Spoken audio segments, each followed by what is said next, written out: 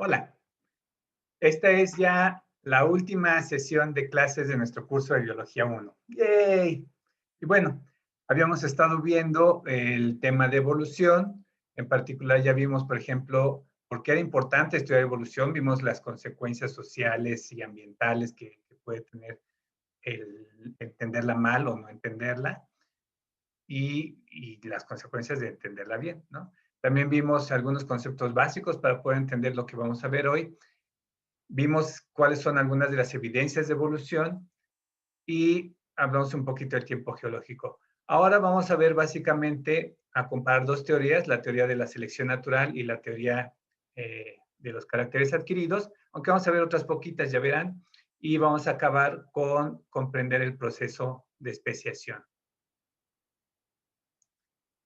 Bueno, el fijismo es una idea que considera que las especies no cambian en el tiempo desde su creación, por lo tanto consideraba al, a, la, a la creación de las especies como de una forma divina y que las especies eran inmutables, que no cambiaban.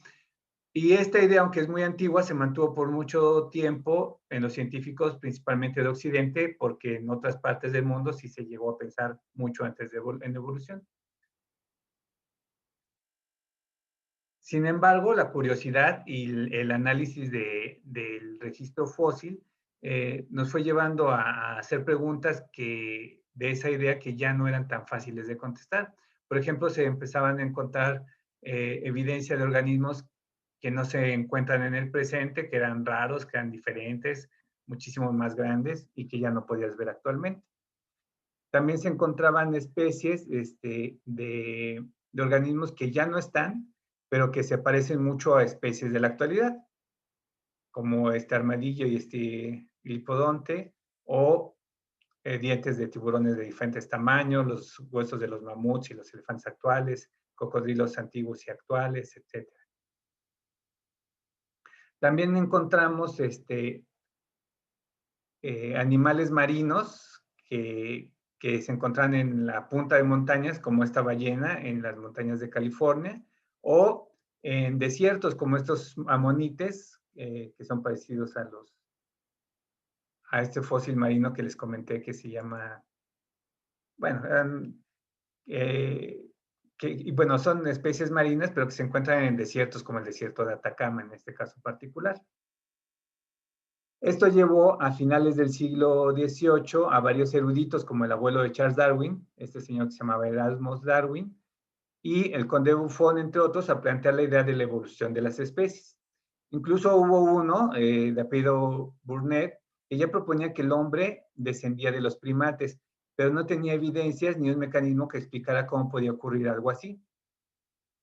En 1796, este señor Erasmus Darwin, que fue abuelo de Darwin, propuso que las especies compartían un ancestro común unicelular procedente del mar. Y bueno, se conocen sus libros que tenía Darwin y se ha visto, por ejemplo, algunas notas al margen del libro en el que se nota como Charles Darwin pues fue influenciado muy fuertemente por las ideas de su abuelo. Pero antes de eso, en 1809, este señor que es Jean-Baptiste de Monts, conde de Lamarck, mejor conocido como Lamarck, propuso en su libro Philosophy Zoology la teoría de los caracteres adquiridos, que es una de las primeras que vamos a comparar ahora.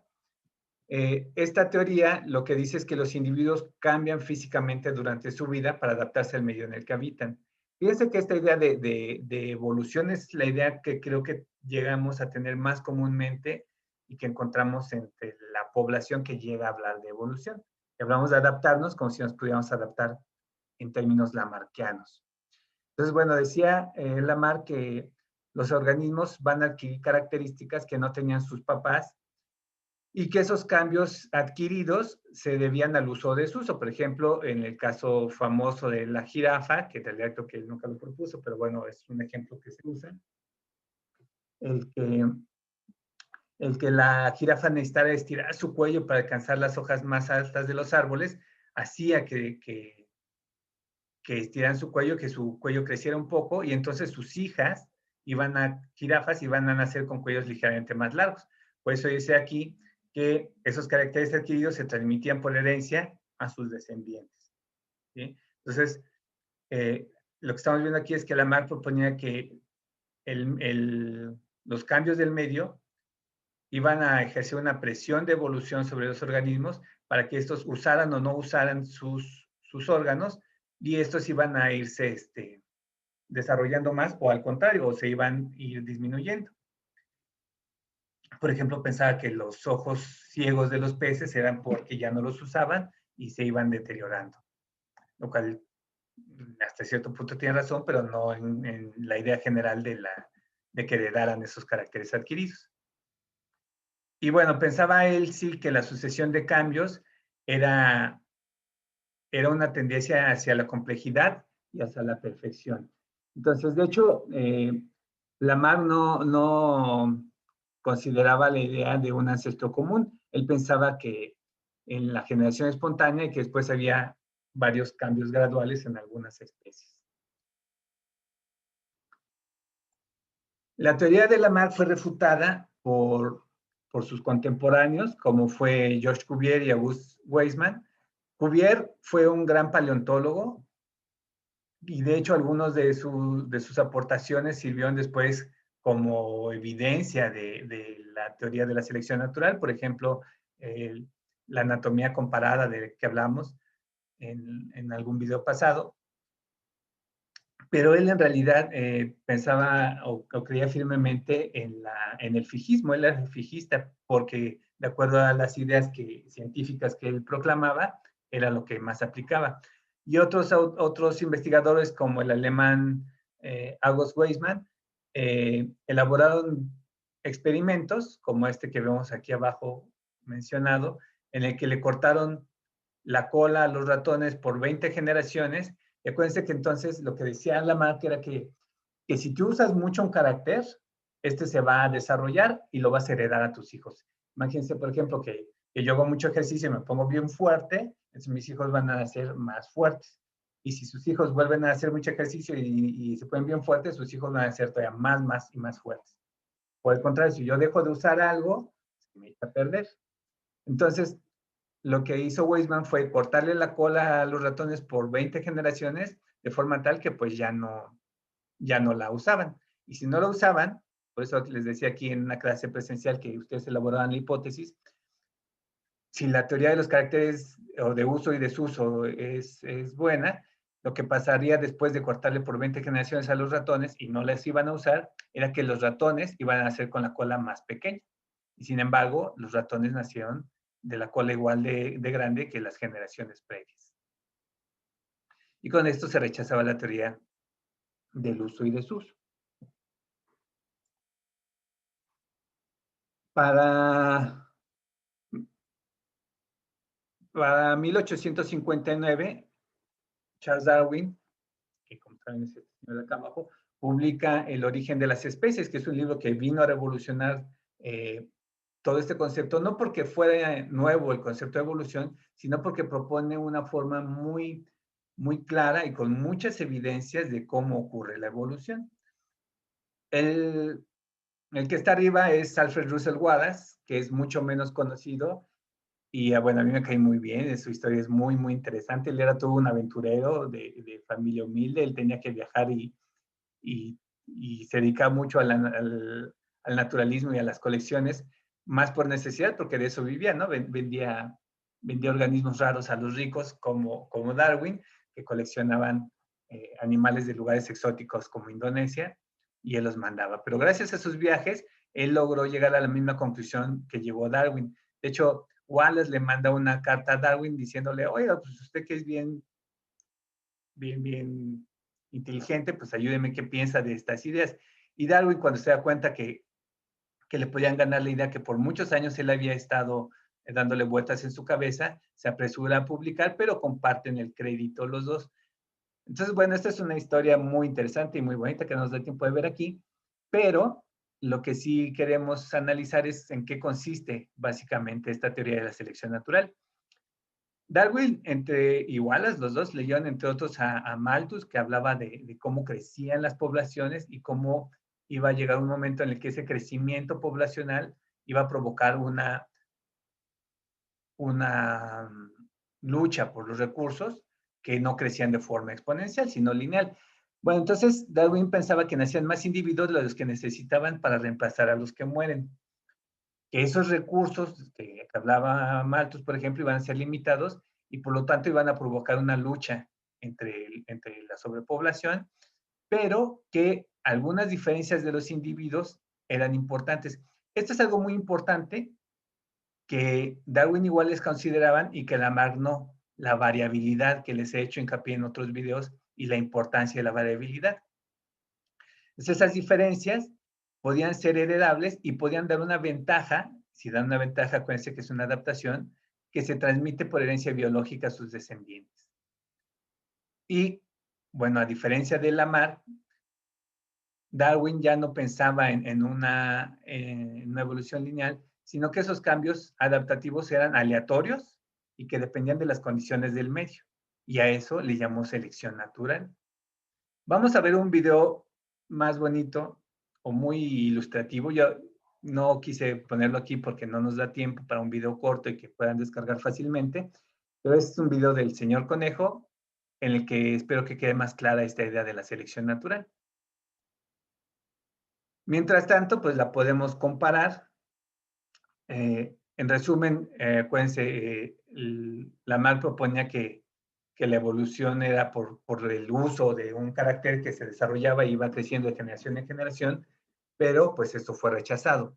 Lo que propone Darwin es que algunas mutaciones nos da variabilidad en una población y que algunas de esas mutaciones nos dan ventajas y eso le va a dar ventajas, por ejemplo, para reproducirse y después de algunas generaciones va a empezar a haber más con cuello largo en este caso y que les van a dar ventajas sobre las otras y van a acabar desplazando a los que tienen el cuello corto.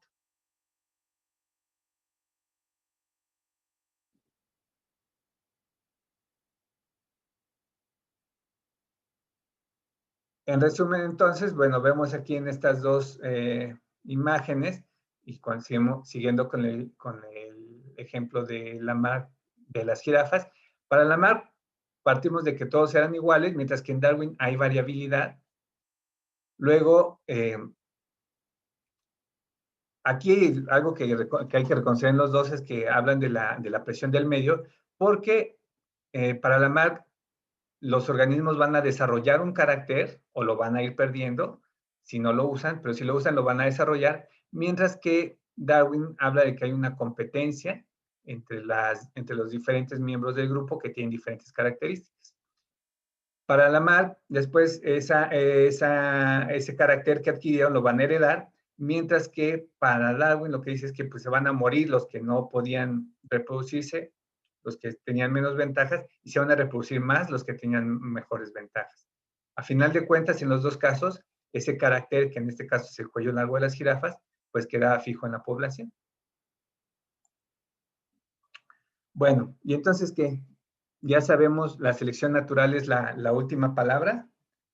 Pues no, la verdad es que como ocurre en ciencia, esa teoría se ha cuestionado incesantemente desde entonces por otros científicos y se han encontrado nuevas ideas, aunque en ningún caso la contradicen, o al contrario, la fortalecen o la han enriquecido. Por ejemplo, la teoría sintética propuesta por los Shanskins, Myers y Simpson entre 1930 y 1950 es la confirmación plena de la selección natural, pero integrando campos nuevos como la genética, que acuérdense que Darwin no conocía de la genética, no se había desarrollado en sus tiempos. También integran la sistemática y la paleontología. Eso sí, empezó a cambiar cosas o como que consideraba como sujeto de evolución a las poblaciones más que a los individuos. Y Mayer establece el concepto de especie que vimos desde principios del curso, en el que decía que las especies son organismos que, a final de cuentas, pueden reproducirse y dejar descendencia fértil. Y presenta el modelo de especiación que vamos a ver un poco más adelante. En 1972, Eldredge y Gould proponen el equilibrio puntuado, que no niega la teoría de la selección natural ni la teoría sintética, solo propone que en ocasiones el cambio no es gradual, sino abrupto. y que está regulado por periodos de estasis, que es periodos en los que casi no hay cambios, de repente cambios muy rápidos, ¿no? La teoría sintética sí propone cambios graduales y lentos, mientras que el equilibrio puntuado dice que en muchos casos esos cambios son rápidos y que no hay, y que no hay gradualismo.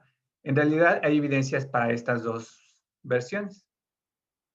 La evolución por simbiosis, bueno, aunque ya vimos un poquito cómo era cuando vimos Origen de la célula eucariota, y aunque algunos otros autores ya habían propuesto esa idea, fue hasta 1967 con Lee Margulis que retoma fuerza porque pues, plantea muy bien la teoría, da evidencias de lo que dice, y bueno, piensa, yendo más allá del origen de las células, piensa que aunque no sea la principal forma de evolución, sí ha sido importante para provocar grandes cambios en la transferencia de genes y que es posible que algunos cambios sean incluso de órganos o de especies mismas, como podría ser, por ejemplo, se sabe que, o bueno, hay por ahí algunas ideas de que la placenta de los mamíferos, hay diferentes tipos de mamíferos y, por ejemplo, los marsupiales como el tlacuache, como el canguro, y los placentarios como nosotros que tenemos una placenta, que es un órgano muy interesante, y se piensa que el desarrollo de esa placenta es gracias a la transferencia de genes provocada justamente por un virus, que bueno, esa idea sería muy interesante de analizar en algún problema eje si a alguien le llama la atención.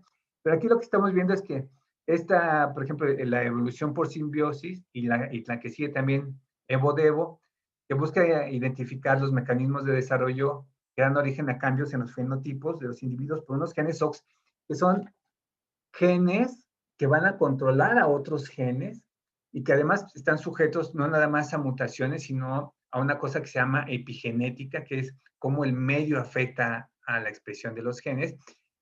Y eso explicaría por qué hay algunos cambios que son tan grandes en el fenotipo, aunque genotípicamente no sean tan importantes. Por ejemplo, las diferencias entre humanos y chimpancés es muy pequeña, es de un 1%. Sin embargo, llegamos a ver cambios muy grandes.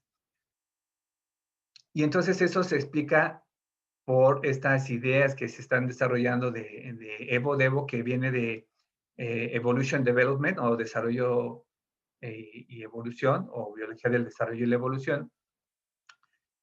Y que bueno, al final de cuentas estos, tanto por ejemplo la evolución por simbiogénesis o el Evo-Devo, son formas en las que tratan de explicar la variabilidad con la cual la selección natural va a trabajar. Entonces, bueno, como ven, la teoría de la selección natural no es que ya se dé por hecho ni que se ponga en un pedestal, sino que se pone a prueba constantemente y hasta ahora pues se ha confirmado y se ha enriquecido, como les decía al principio de esta diapositiva.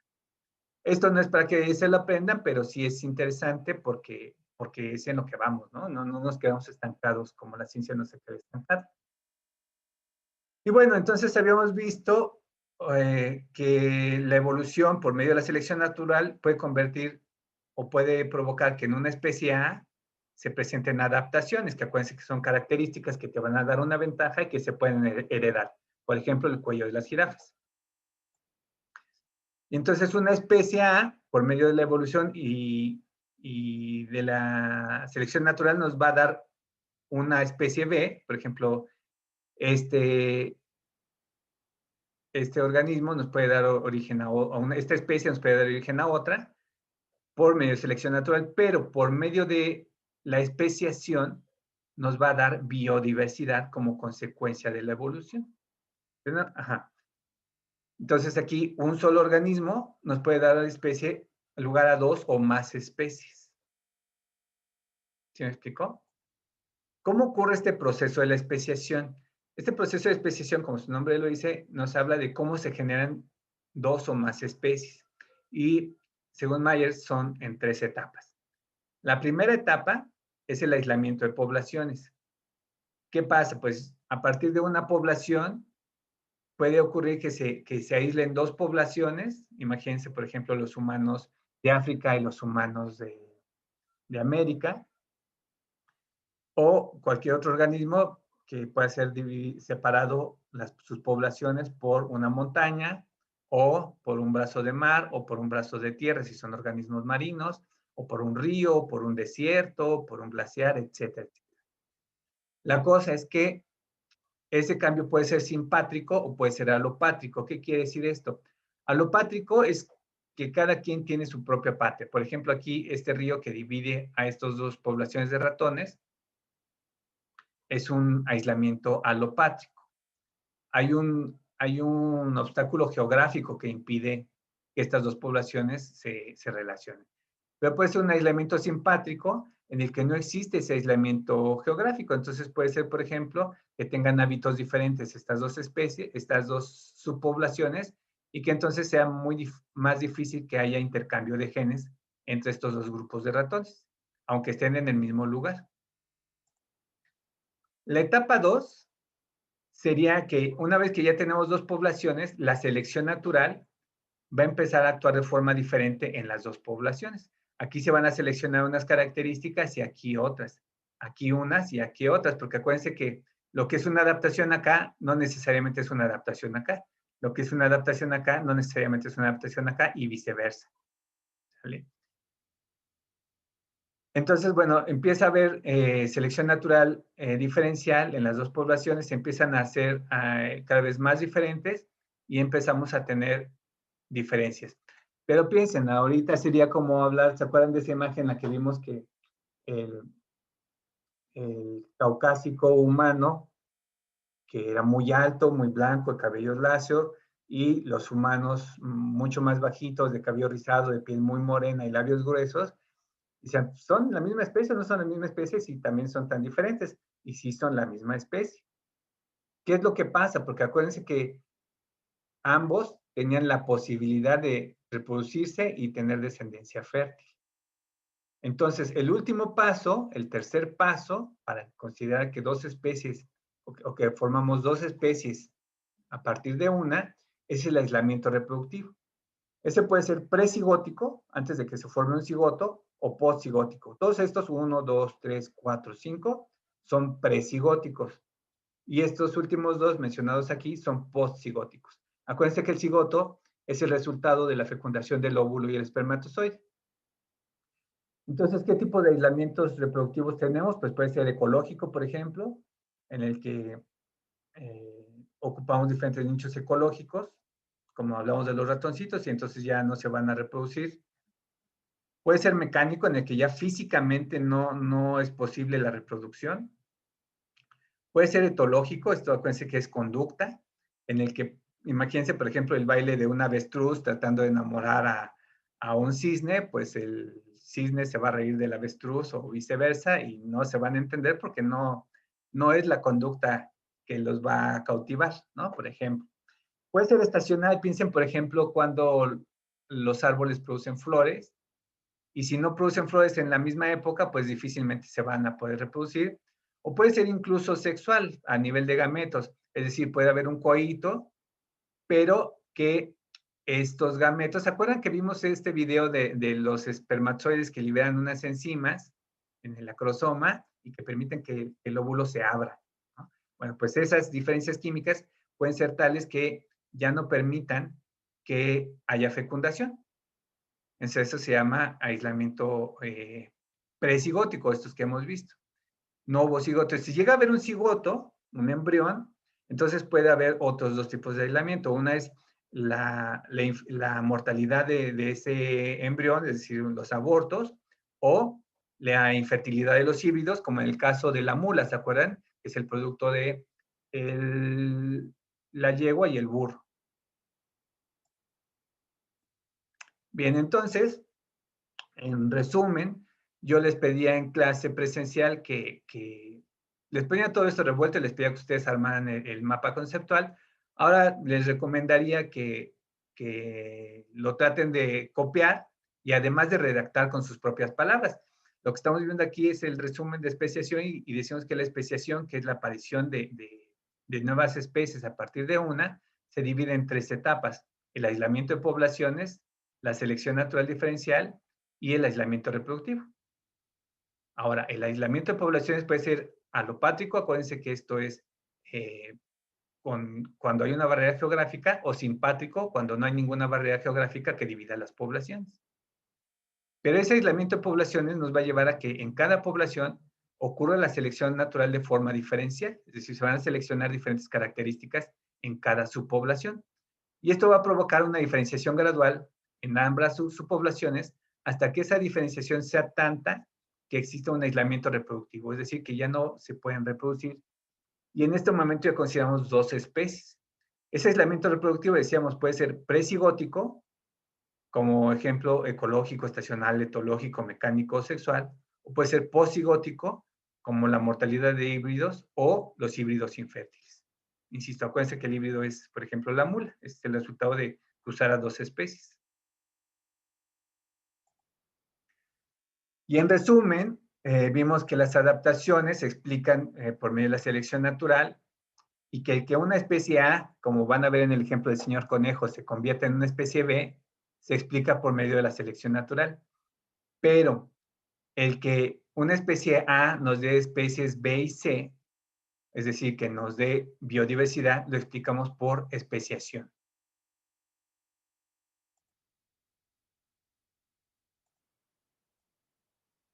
Y creo que hasta aquí vamos a dejar este curso. Espero que les guste, que vean los videitos que faltan, aunque ya es la última clase, las últimas actividades. La última práctica creo que es muy importante porque al final de cuentas, algo que creo que es bien importante es que estos conocimientos que ustedes adquieren en la preparatoria les sirvan para su vida cotidiana y para la sociedad.